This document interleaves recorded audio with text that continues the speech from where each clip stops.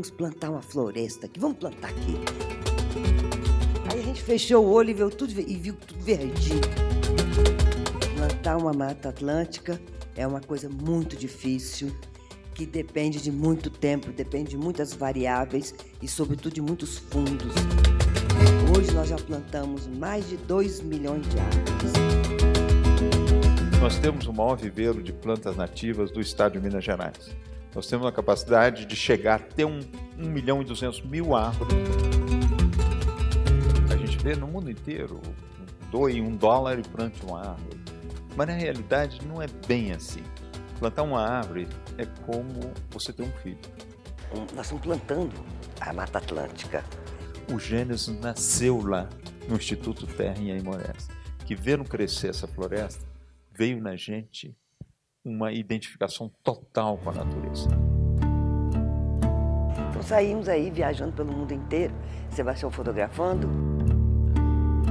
Eu acho que deve ter sido o maior presente que uma pessoa podia se fazer a si mesmo foram essas viagens. E um momento ele pergunta: vô, o senhor foi feliz nessa terra? E meu pai falou: fui sim, meu filho. Eu fui muito feliz. Eu cortei essas árvores todas para dar educação aos meus filhos. As barragens não têm água porque não choveu. Não é verdade, não, é mentira. Esses reservatórios tinham que ser enchidos com as águas dos rios, com as águas dos córregos. E os rios morreram, os córregos morreram. Nós estamos já com mais de 1.000 nascentes recuperadas e nós vamos recuperar esses rios todos juntos. É uma história de nós todos juntos, nós falhamos. Obrigado.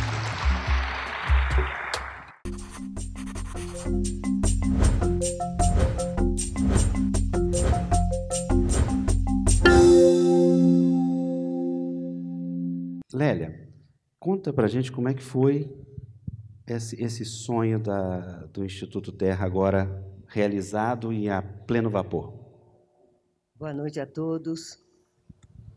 O Instituto Terra realmente é fruto de um sonho, mas no início foi realmente assim, até de uma tristeza de ver uma terra completamente degradada, um córrego seco, as árvores sem passarinhos, sem animais.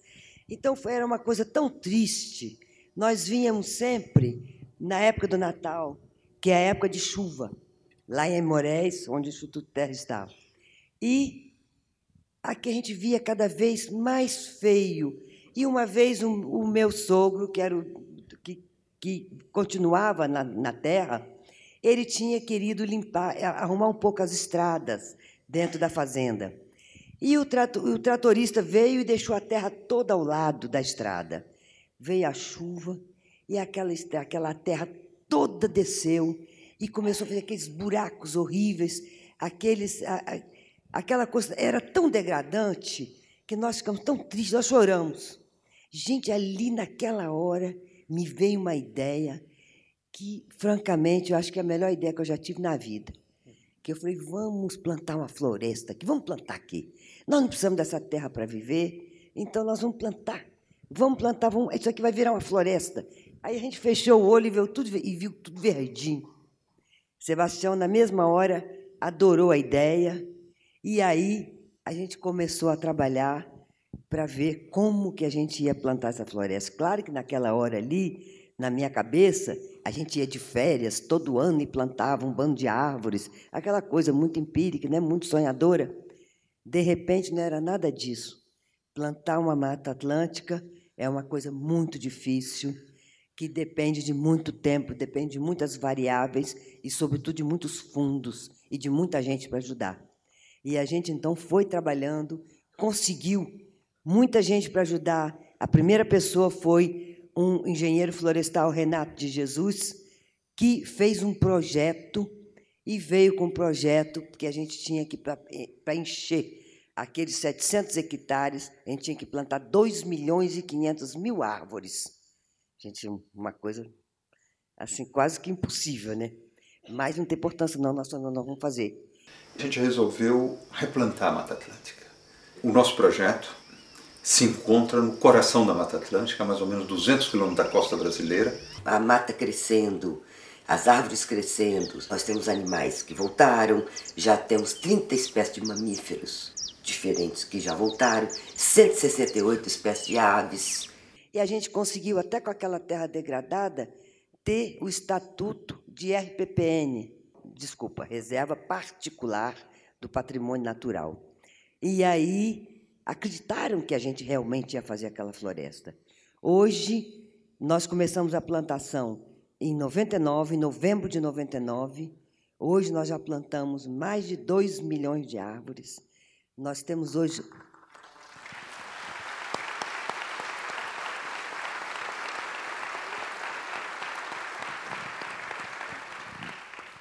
Nós temos hoje uma floresta que eu chamo floresta criança, porque é muito grande, já tem árvores até de 15 metros, já até com rodo bastante grande, mas ainda é uma floresta criança, porque ainda está fazendo, as copas das árvores ainda não são, ainda com tudo que tem uma copa de árvore madura, e nós já tivemos, os animais já voltaram, os pássaros, os insetos e os mamíferos.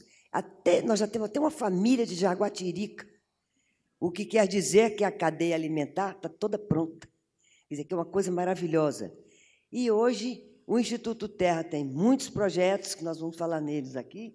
Esse foi o início e que hoje é a nossa grande satisfação, é realmente como se a gente tivesse feito uma outra família. O Instituto Terra é um dos nossos filhos.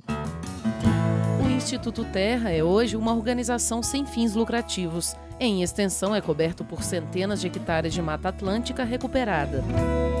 Além disso, mais de 1.000 nascentes já foram também revitalizadas de forma natural, apenas como resultado do plantio. Não foi fácil a gente criar a RPPN. O Célio Vale era presidente do IEF nessa época e ele acreditou na gente. E nós fomos a primeira reserva particular do patrimônio natural que foi constituída em uma terra completamente degradada. Normalmente as reservas são feitas para você proteger uma área de floresta que já existe. E aí foi uma exceção. E o Célio, inclusive, foi acusado que estava de favoritismo e que a gente, na realidade, estava tentando possuir aquela terra e não pagar impostos. Uma vez que você transforma em RPPN, você protege a terra, você não paga impostos, mas a terra também não tem mais o direito de se transformar numa propriedade privada. Ela passa a ser quase que um status de parque nacional. Mas foi interessante que, quando a gente conseguiu, o processo se passou, organizamos tudo, aí fizemos um ato aqui em Belo Horizonte. Não é? Viemos aqui em 98. Viemos até Belo Horizonte e eu lembro que o Zé Carlos Cavalli estava, o Roberto Messias Franco, uma série de amigos, um auditório cheio, e o Célio começou um discurso muito bonito, e dizendo: eu, quando vejo um macaco, eu vejo o Tião. Quando eu vejo uma onça, eu vejo o Tião. Quando eu vejo um jacaré, eu vejo o Tião. E o Renato Jesus, esse engenheiro que ajudou a gente, estava na plateia, eu estou vendo o Renato está começando a rir, eu falei, que estranho o Renato indo. E quando eu vejo um javali, eu penso no Tião. E o Renato gritou lá no meio da plateia, e quando eu vejo um veado, eu penso no Tião. Foi assim que foi criada a RPPN. Mas a realidade é que o Instituto Terra, hoje nós temos, como a Lélia falou, um pouco mais de 2 milhões de árvores plantadas no nosso local. Nós temos o maior viveiro de plantas nativas do estado de Minas Gerais. Nós temos a capacidade de chegar até 1.200.000 árvores, bebezinhos, né, de pequenas árvores, por ano, de mais de 100 espécies diferentes. Nós produzimos que nativas.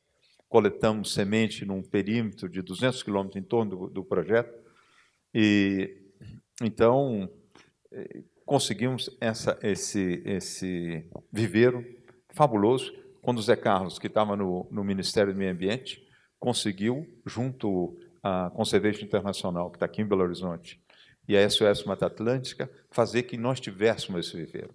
O nosso viveiro é fantástico.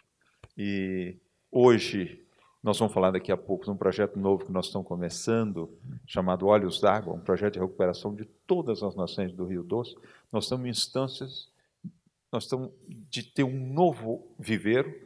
Esse viveiro nós estamos montando no Espírito Santo, um viveiro com uma capacidade de até 5 milhões de plantas, porque a demanda vai ser muito alta, muito forte. Na realidade, o Instituto Terra foi uma espécie de um grande laboratório. Não é? A gente considera 2 milhões, 2 milhões e 200, vamos chegar a 2 milhões e 500 de árvores, como estava previsto, mas ainda é um grande jardim. Não é nada mais do que isso. É só um parque.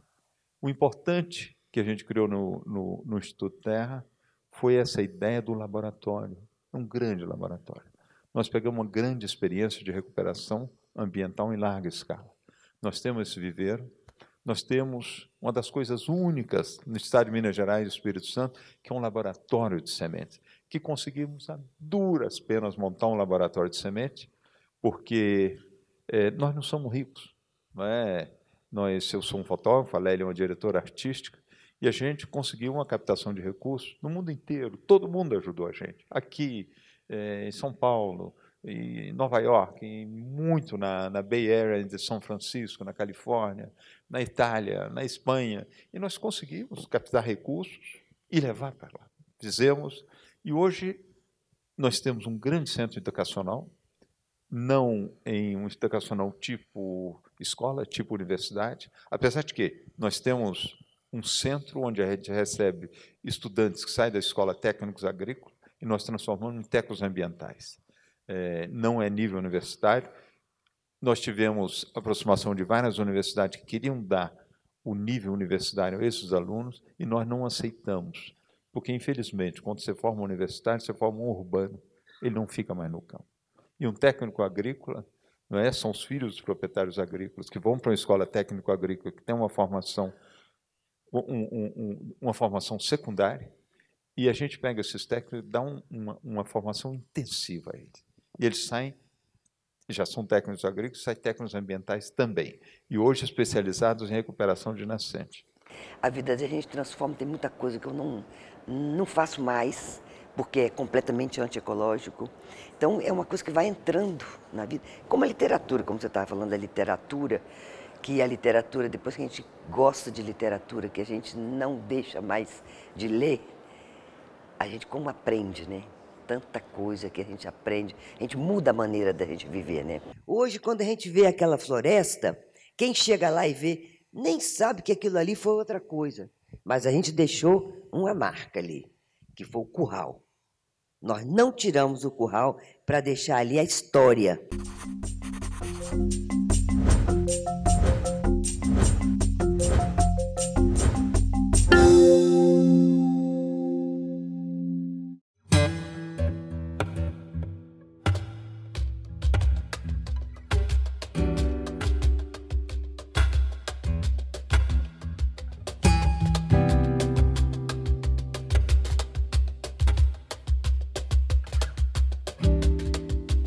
Nós estamos plantando a Mata Atlântica, que é um lugar onde a Mata Atlântica era maravilhosa e, de repente, foi tudo degradado, todas as árvores, foi tudo deflorestado para plantação de víveres, depois gado, e hoje é uma região muito degradada.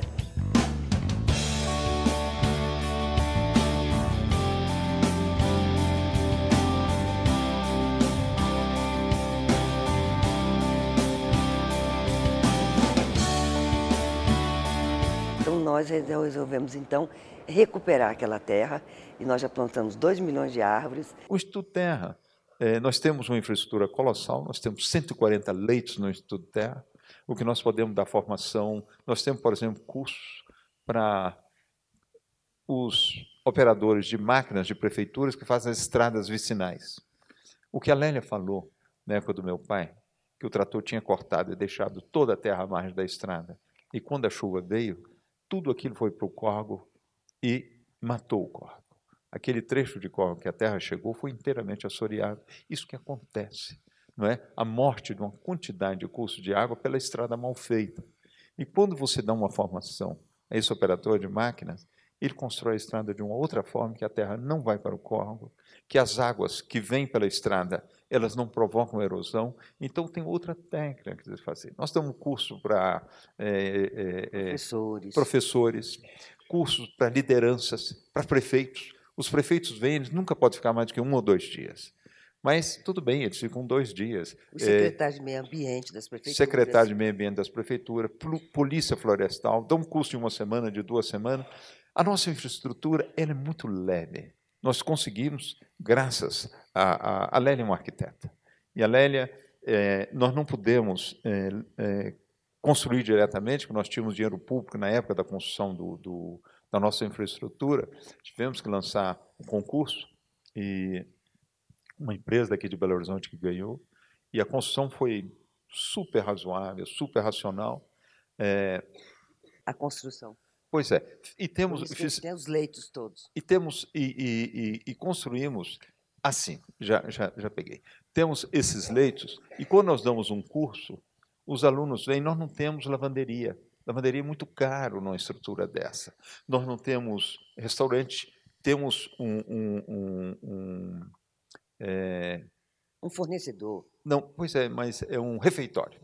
Temos um refeitório. O que a gente faz? Os alunos vêm, eles trazem a toalha, eles trazem o lençol, nós damos uma cama, damos um cobertor e o travesseiro. E o travesseiro. E o dia que eles vão lavar em casa a toalha e o lençol. Então, isso economiza a gente, faz 1000 vezes mais fácil a gente operar um centro desse. O restaurante, nós lançamos concurso nos pequenos restaurantes assim, da cidade, quem tem o melhor preço, a melhor comida, a gente tem um contrato, acho, de 6 meses, então eles trazem alimentação, nós temos o lugar para aquecer a comida, todo mundo come, eles levam, eles que fazem as compras, e a gente faz viver, então, os restaurantezinhos da cidade, e a gente não tem a preocupação da compra do alimento, da geladeira, da cozinheira, que é uma infraestrutura caríssima.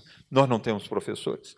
Nós contratamos os melhores professores das universidades ou das instituições especializadas nos cursos que nós vamos dar, e o professor vem, ele dá 1 semana de aula, dá 10 dias de aula, ele vai embora. E se ele não é bom, nós não contratamos mais. Nós só temos melhores professores. Então, funciona bem. É uma estrutura super ágil e que permitiu a gente adquirir uma experiência colossal.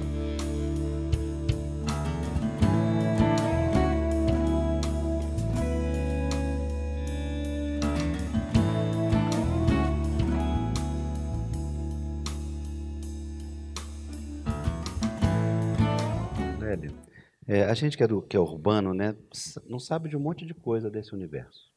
Isso é uma coisa consagrada. Tanto que acredito que o grande problema da questão da água hoje no mundo e a questão da própria Instituto Terra é a falta de informação que a gente tem desse assunto. Fala um pouquinho como é que foi, por exemplo, como foi reflorestar, como foi plantar as árvores novamente. Foi simples? Olha, não é simples de jeito nenhum. E, sobretudo, plantar uma floresta como a Mata Atlântica, que é uma floresta de uma grande diversidade de espécies. E nós temos 3 tipos de árvores. As árvores primárias, as secundárias, que já tem 2 tipos, secundárias... secundária e secundária tardia. As primeiras e as tardias. E depois as clímax. Então, essas clímax, que são essas árvores, as perobas, jacarandaias, que vão ficar anos e anos, que vão existir aí durante 300, 400 anos. Então, essa floresta, a gente não pode começar a querer plantar com peroba, com jacarandá, com essas outras árvores que a gente chama de as madeiras de lei. A gente tem que começar com as primárias, porque essas primárias é que vão recuperar a terra com as folhas que caem, com a umidade que fica, elas recuperam a terra para a gente poder plantar as outras. Porque, por exemplo, as clímax a gente só pode plantar em terra boa e onde tem um pouco de sombra. Lá no Instituto Terra, como não tinha mais nada, e lá em Moraes é muito quente. Então, aquela terra, mas era um calor, um sol assim, incrível, que a gente se perguntava se realmente alguma planta ia sair ali. E era uma fazenda de gado. O gado pisoteia então a terra fica muito dura, fica muito compactada. Então, até para fazer o buraco para a plantação, era muito difícil. E tudo é feito à mão. Então, quer dizer, as pessoas que trabalhavam naquele sol quente, muito difícil, foi muito difícil. Só te interrompendo, você falou hoje sobre essa coisa do pisoteio da vaca. Eu fiquei impressionado. Nem uma marretada no chão é tão pesado quanto uma pisada de uma vaca. Agora você imagina, uma vaca tem, normalmente o gado tem 600 quilos. Então, quando ele pisa, uma pata tem pelo menos 150 quilos, que vai pisoteando, e os outros 150, e vão aí, só um já tem 600 quilos. Então, é uma coisa assim, muito nada mais sai nessa terra. Os matinhos não saem mais, porque a terra é tão compactada. Então, plantar isso foi muito difícil. Olha, a nossa primeira plantação, que a gente, claro, que quis fazer, a terra lá é toda morrada. A gente quis fazer logo nos primeiros morros para poder começar a aparecer, né, nossa floresta. Olha, foi assim uma catástrofe, porque nós perdemos 60% do que a gente plantou. Foi plantado, 60% não pegou.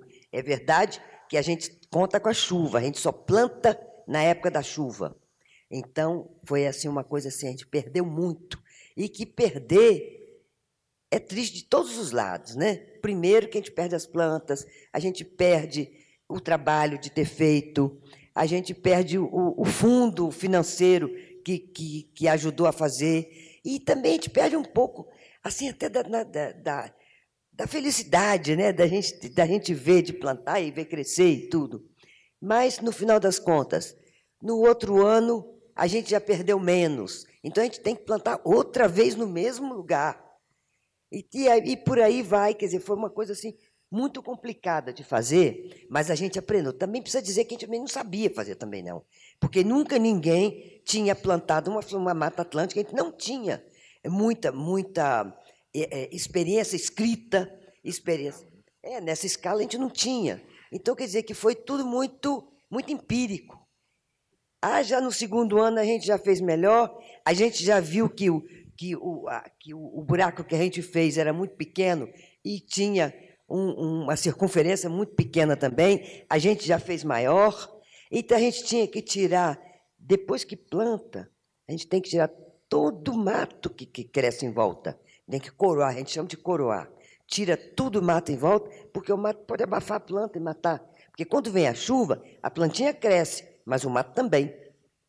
Então, a gente tem que tirar tudo para o mato não abafar a planta. Quer dizer que é muito trabalho, é muito complicado. Hoje, quando a gente vê aquela floresta, quem chega lá e vê, nem sabe que aquilo ali foi outra coisa. Mas a gente deixou uma marca ali, que foi o curral. Nós não tiramos o curral para deixar ali a história. Isso aqui foi uma fazenda de gado. E o curral a gente fez escritório e uma sala de exposições. Então, quer dizer que todo mundo que chega lá vê aquele curral e fala assim, aqui já foi uma fazenda de gado, para não pensar que a varinha de condão fez assim e as árvores cresceram. Então, quer dizer, é muito importante, acho que isso é muito importante para as pessoas da cidade que não sabem como plantar, não sabem como é que a dificuldade de um proprietário rural de fazer plantar, de fazer crescer as plantas, de fazer a produção dele, é muito complicado. Eu acho que isso aí é uma coisa boa de as pessoas refletirem. A gente vê no mundo inteiro, doe $1 e plante uma árvore. Mas, na realidade, não é bem assim. Plantar uma árvore é como você ter um filho.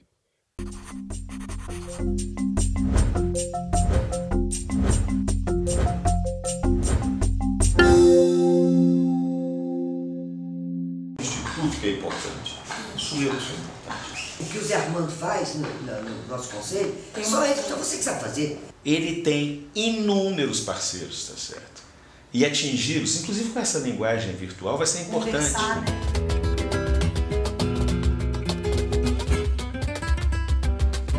E eu estou satisfeita muito de vir conversar e contar um pouco da nossa experiência.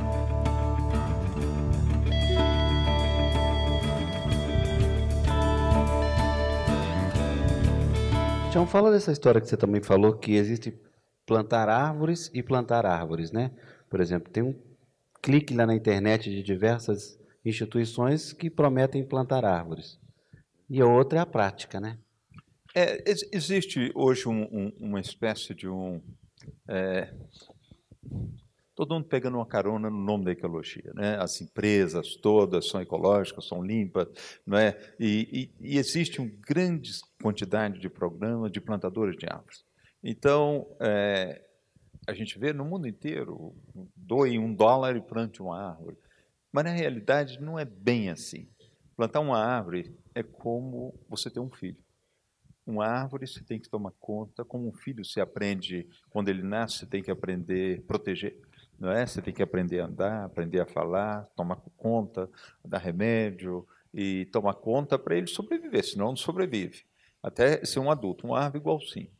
Você tem que plantar, proteger da formiga, proteger do fogo, proteger das ervas daninhas, né? Proteger do capim, porque normalmente você planta numa área degradada, onde você tem uma quantidade de capim que foi introduzida nessa área, normalmente capins que não são do país, que não são brasileiros, que são extremamente agressivos. Se você não tomar conta, ele asfixia, mata a planta. Então, a árvore você tem que tomar conta. Nós tomamos conta nas nossas árvores até 5 anos de idade. Com 5 anos, elas estão livres. Você pode deixar, ela já é um ser independente, você pode deixar as formigas vir, cortarem. O ecossistema está mais ou menos criado, não completo, mas está criado e a árvore é capaz de seguir sozinha. Então, custa muito mais caro que isso. Quando uma pessoa falar com vocês, doem R$2 e plante uma árvore, é mentira, não é verdade. Plantar uma árvore é muito mais caro que isso. Hoje, plantar uma árvore está em torno de R$16, R$20, porque é você plantar, se morrer, como a Lélia falou, que a gente perde, hoje a gente não perde tanto como a gente perdeu no início, mas você tem que replantar, você tem que manter, você tem que fazer toda a manutenção. Aí, depois de um momento, você pode liberar que a árvore está livre, está liberada, é realmente uma árvore, é adulta. Mas o que é fabuloso nas árvores é que quando você planta uma árvore, mesmo uma árvore bebezinha, né, ela está ali pequenininha, com 50 centímetros de altura, já é uma árvore. Ela já dá flor, ela dá folhas, os insetos todos vêm, ela é casa de muita gente, uma árvore. Hoje, a Lélia falou, nós temos uma árvore de 15 metros.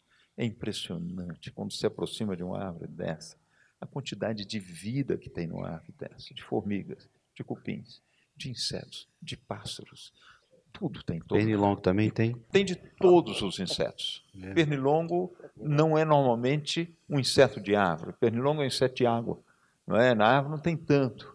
E ele é alimento de outros. Então, você tem um equilíbrio de ecossistema. Eu lembro que a nossa floresta estava crescendo, chegou um momento que começou a dar escorpião, mas milhares de escorpiões. Então, a gente achou que a gente tinha provocado um desequilíbrio, chamamos um biólogo sênior que veio, e ele falou para a gente uma coisa muito séria. Ele falou, olha, a floresta está crescendo, nós estamos passando de um ponto onde os escorpiões apareceram.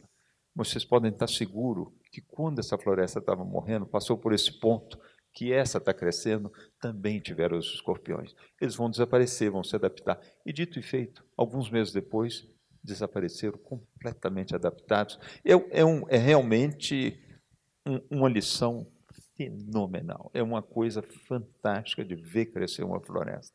Olha, nós fizemos aqui uma exposição fotográfica o ano passado, chamada Gênesis, aqui no Palácio das Artes. O Gênesis nasceu lá, no Instituto Terra, em Aimorés, que vendo crescer essa floresta, veio na gente uma identificação total com a natureza. Então saímos aí viajando pelo mundo inteiro, Sebastião fotografando. Eu acho que deve ter sido o maior presente que uma pessoa pudesse fazer a si mesmo, foram essas viagens. E essas viagens eu não fiz sozinho, a Lelinha veio na maioria das viagens comigo. Nosso filho, que é cineasta, veio em algumas das viagens.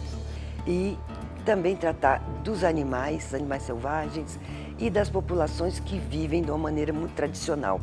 Então esse que é o objetivo, quer dizer, que é o projeto, a essência do projeto Gênesis. Eu acreditava uma época que eu estava fazendo paisagem morta, eu estava fazendo as árvores como algo inerte, e na realidade eu descobri que tudo é vivo.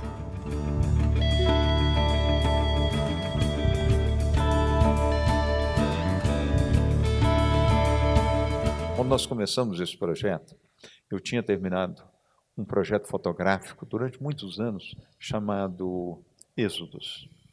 E eu vivi momentos duros na minha vida, muito difíceis, principalmente no Ruanda, o genocídio no Ruanda, a guerra na ex-Iugoslávia. Eu vi coisas terríveis. E eu perdi realmente a fé na humanidade. Eu parei de fotografar, eu entrei numa depressão, eu tive um problema físico, eu comecei a ser atacado pelos meus próprios estafilococos, e nós viemos, foi coincidentemente o momento que meus pais ficaram velhos, e passaram essa fazenda para a gente, que a Lélia explicou, tomamos uma decisão de reconstruir essa floresta. E nesse momento eu não acreditava de forma alguma que a espécie humana pudesse subsistir. Eu acho que era uma espécie programada, eu entrei numa depressão muito forte. E eu fui, e começamos a construir essa floresta, tivemos um entusiasmo colossal, a vida voltando, mesmo que no primeiro ano nós perdemos tantas árvores, mas no segundo menos, no terceiro muito menos, e vimos voltar os insetos, os pássaros, tudo. E chegou um momento que me deu uma grande vontade de fotografar outra vez, e aí nós começamos a pensar num projeto de fotografia novo. Foi aí que nasceu o conceito do Projeto Gênesis, de ir pelo mundo, ver o que tinha ainda de prístino, fotografar, e o resultado foram essa série de fotografia. E eu terminei o Gênesis muito mais otimista, mas não otimista em relação à espécie humana. Eu acho que nós somos uma espécie programada. Como nós organizamos nossa sociedade, como nós tratamos as outras espécies, como nós lidamos com o nosso planeta. Hoje nós não pertencemos mais ao nosso planeta. As pessoas que moram em Belo Horizonte não moram mais em Minas Gerais. As pessoas que moram em São Paulo, que moram no Rio de Janeiro, não moram no Brasil. As pessoas que moram em Xangai, em Pequim, não moram na China. Hoje nós somos extraterrestres no nosso próprio planeta. Nós já saímos do planeta. Então, eu terminei Gênesis otimista, mas não otimista para nós, otimista para o planeta. As espécies das formigas são tão importantes quanto as espécies humanas. A espécie das baleias é tão importante como a espécie humana.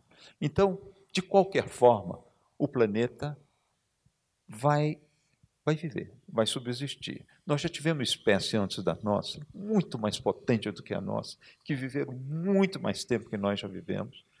Os dinossauros viveram por mais de 150 milhões de anos, já faz mais de 100 que desapareceram, não é isso? Desapareceram, e daí? Outros desapareceram, nós vamos desaparecer também, e daí o planeta vai continuar a existir. Então, meu otimismo hoje é em direção ao planeta, você entende? De saber que eu faço parte de uma espécie, uma só, em frente a milhares de outras espécies. Boa noite. Bom, meu nome é Adonai, eu sou executivo do Instituto Terra. Maior satisfação, maior prazer de fazer parte do programa, faz 6 anos. Acho que o Instituto, quando nasce, eu ouvi isso, e quando eu vejo as fotos comparativas, é só pelas fotos que eu acredito. Acho que em 98, se eu olhasse, eu também não acreditaria que seria possível recuperar a Mata Atlântica. E agora nasce um novo sonho, o sonho de proteger todas as nascentes do Vale do Rio Doce. De onde vem a motivação para agora iniciar um projeto tão audacioso quanto proteger todas as nascentes de um vale que tem o tamanho de um país? Hoje nós estamos vivendo uma crise da água, não é isso? Que graça, que coincidência, né? A crise da água apareceu em Belo Horizonte. Olha, o consumo de água nos Estados Unidos deve estar em torno de 500 litros por dia por habitante. No Brasil está um pouco mais de 100 litros por habitante. A realidade é que o país urbanizou, nós estamos urbanizando, hoje nós estamos possivelmente com mais de 90% da população brasileira que mora nas cidades, e a nossa demanda de água ela é crescente. Nós vamos chegar lá em consumo de água, o que os países desenvolvidos do mundo, Estados Unidos, está consumindo hoje, não é isso? Nós lá vamos a cada dia subindo, e coincidentemente nós estamos chegando no problema da demanda altíssima de consumo de água. e que vai continuar subindo, não é isso? E não estão, coincidentemente, com a oferta de água reduzindo. Então, nós chegamos hoje num break-even point, que a gente fala na economia, que é o cruzamento dessas duas curvas. Na realidade, nós não fizemos atenção com as nossas florestas. Por que nós construímos o Instituto Terra? Quando eu era menino no Instituto Terra, a fazenda dos meus pais tinha mais de 50% de cobertura florestal.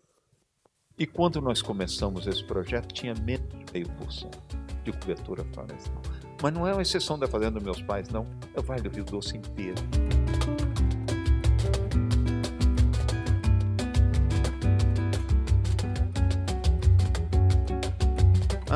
Os reservatórios não estão cheios de água porque não choveu. As barragens não têm água porque não choveu. Não é verdade, não, é mentira. Esses reservatórios tinham que ser enchidos com as águas dos rios, com as águas dos córregos. E os rios morreram, os córregos morreram.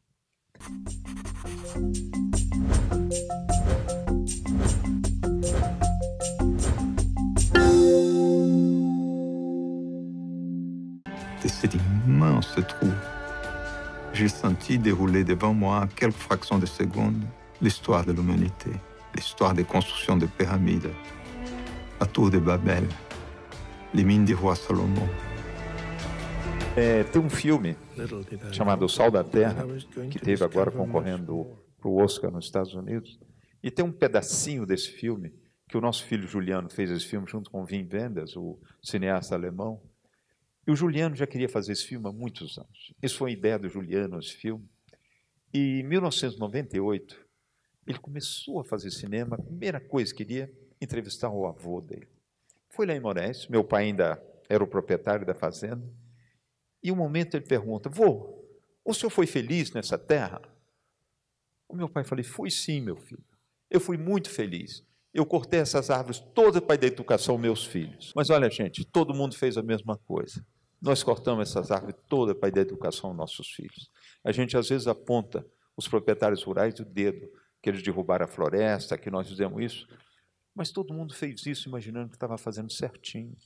Não é isso? Que nós estávamos construindo um país, e que realmente construímos. Essas cidades fantásticas, Belo Horizonte, Vitória, Rio de Janeiro, são cidades incríveis. A infraestrutura que nós temos nesse país, mesmo os brasileiros não têm uma grande autoestima pelo Brasil, um país fantástico, moderno, incrível, não é isso? Mas para fazer isso, nós deixamos atrás da gente um deserto, realmente um deserto.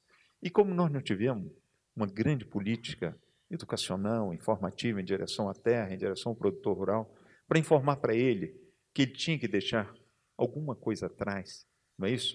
Para proteger os rios, para proteger as nascentes, tudo foi sendo cortado e foi cortado. A culpa não é dele, a culpa é da sociedade que a gente vive, do modelo de sociedade que a gente tem. Então, resultado, hoje terminaram as florestas, não tem mais. E essa crise que a gente escuta falar aqui, os reservatórios não estão cheios de água, porque não choveu, as barragens não têm água, porque não choveu. Não é verdade, não, é mentira. Esses reservatórios tinham que ser enchidos com as águas dos rios, com as águas dos córregos, e os rios morreram, os córregos morreram. Então, esse é o grande problema. Olha, as fontes de água, a água não nasce da terra, a terra não dá água, as pedras não dão água. Existe um ciclo das águas. Existem as chuvas, não é isso? Existe a evaporação, as águas vão para o mar, os rios evaporam, as florestas evaporam, e essa evaporação forma as chuvas caem na terra. Olha, eu sempre dou esse exemplo. A maioria das pessoas aqui tem bastante cabelo na cabeça. Se vocês tomam um banho e não secam o cabelo com secador, leva 2, 3 horas para secar o cabelo. Eu e alguns companheiros que não têm cabelo, em 2 minutos está seco. 2 segundos. Olha, 2 segundos. As árvores são o cabelo da terra, não é isso? Se você não tem árvore, você não tem retenção de umidade no solo. É simples, é só isso. E hoje recuperar uma nascente é você criar uma pequena zona de retenção de umidade. Quando você tem as árvores, as raízes das árvores, os galhos que caem, as folhas, você cria um perímetro de umidade que quando cai a chuva, aquela umidade fica.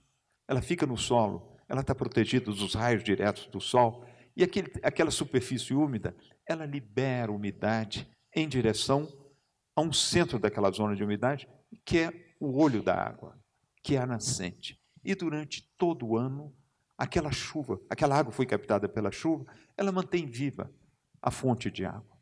Então, esse é o ponto. Nós destruímos tudo. Hoje nós não temos mata ciliar, nós não temos cobertura que permita às nascentes sobreviver. E olha, não tem milagre, não tem como fazer. Se a gente quiser sobreviver na sociedade que nós temos hoje, nós temos que refazer uma parte do que nós destruímos. A lei é muito sábia. Ela prevê 20% de cobertura florestal que ninguém obedece. Hoje, nós vamos ter que obedecer. A pergunta que eu gostaria de fazer para vocês é que a gente falou muito sobre técnicas de recuperação de nascentes e todo o procedimento técnico para se fazer isso. Eu gostaria de saber o que vocês pensam sobre a participação do poder público em campanhas de conscientização. É um problema dos governos federal, estadual, dos governos municipais, das empresas, das organizações como a nossa e todas as instituições e de todos os cidadãos. Juntos, nós vamos ter que fazer. Ou nós fazemos juntos, ou nós não faremos. Mas nós temos que fazer. E chegou a hora de fazer. Olha, e vai levar tempo. Não é que começar a plantar hoje um olho de água, né? Uma nascente, nós vamos ter água amanhã. Vai levar uns 10 anos para essa nascente começar a devolver. Mas nós temos que começar. De todas as formas, nós temos que começar imediatamente. Nós já estamos muito atrasados. Então, esse é o nosso projeto. Nós criamos um projeto que não criamos hoje. Esse projeto nós já começamos há 6 anos atrás. Nós criamos um verdadeiro projeto.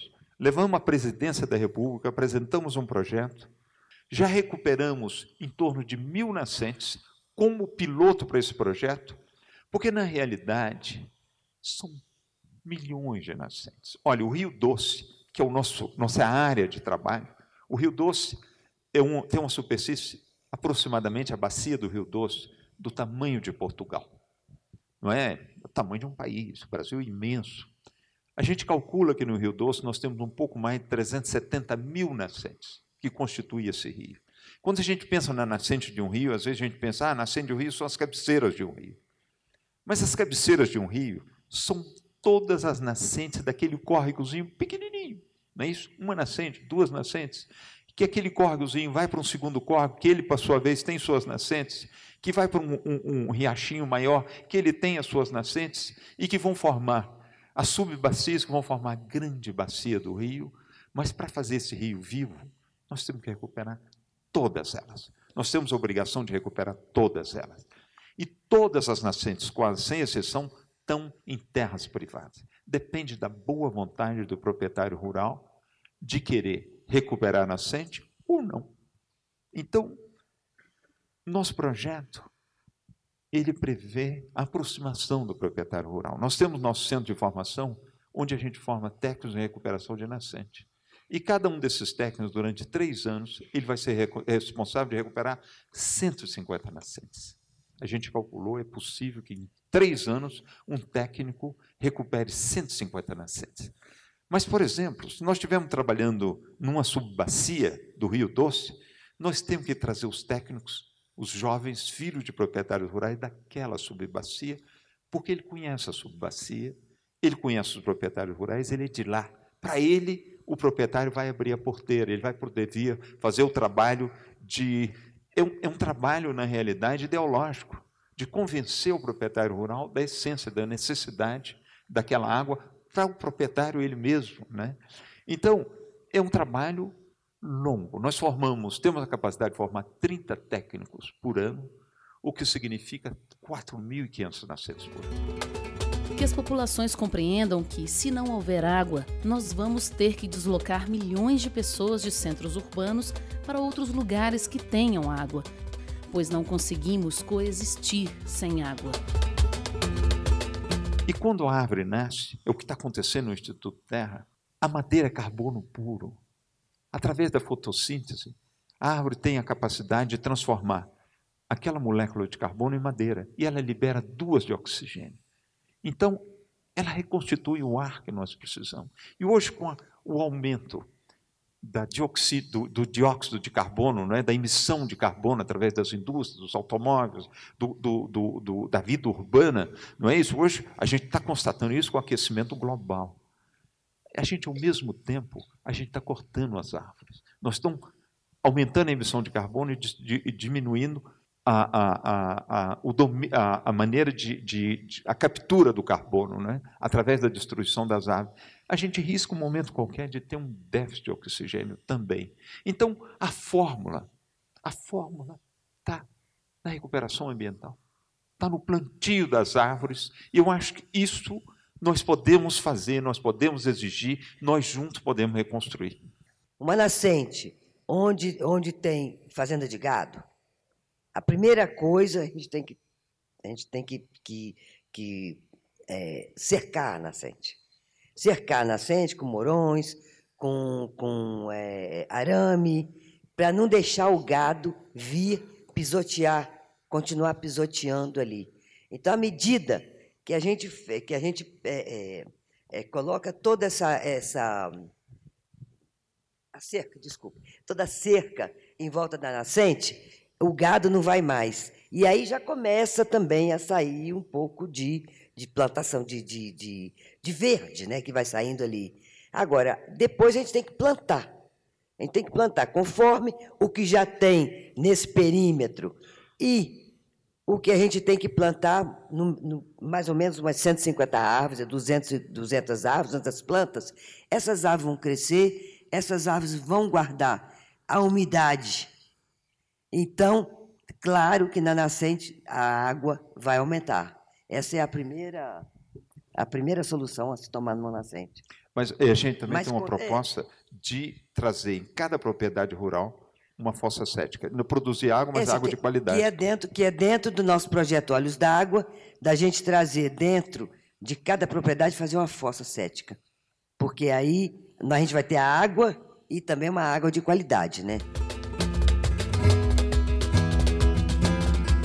Nós somos grandes consumidores. Nós consumimos papel, nós precisamos de papel, não é isso? A mesma coisa como se podia apontar do dedo as acierias, que produzem uma grande emissão de dióxido de carbono, grande quantidade de poluição, as companhias de minas, as minas, Mas nós precisamos de carro, nós precisamos de computador, nós precisamos de garfo, nós precisamos de faca.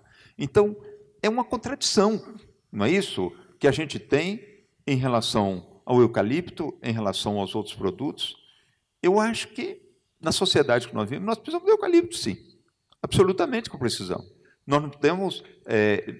o eucalipto não pode ser generalizado. Mas como é que nós vamos fazer aí, se a gente não tiver papel nessa sociedade? Eu acho que é um modelo de sociedade que nós vivemos que nós temos que discutir. Não é? Essa grande sociedade de consumo, consumo brutal que nós temos, não é? Que nós temos que começar a questionar. E juntos a gente tem que ver como é que a gente muda os nossos hábitos de consumo. Olha, um edifício moderno desse que a gente tem aqui em Belo Horizonte, um só, deve consumir mais energia que a minha cidadezinha de Aimorés inteira. Porque, olha, um elevador desse funciona o dia inteiro. Não é? Não é só um, não. A maioria desses edifícios modernos, você não abre mais a janela. Ele há refrigerado o ano inteiro, e quando fica frio, ele tem ar quente. Então, o gasto de energia é um gasto brutal.